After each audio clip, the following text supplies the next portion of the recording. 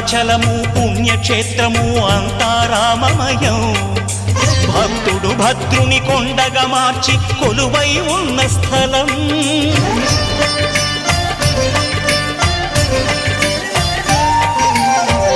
భక్తితో రామదాసు ఈ ఆలయమును కట్టించనయా. సీతారామ లక్ష్మణులకు ఆభరణములే చేయించనయా. పంచవటిని ఆ జానకి రాముల పర్ణశాల అదిగో. సీతారాములు జలకములాడిన శేషతీర్థమదిగో. రామభక్తితో నదిగా మారిన శబరి ఇదేనయ్యా.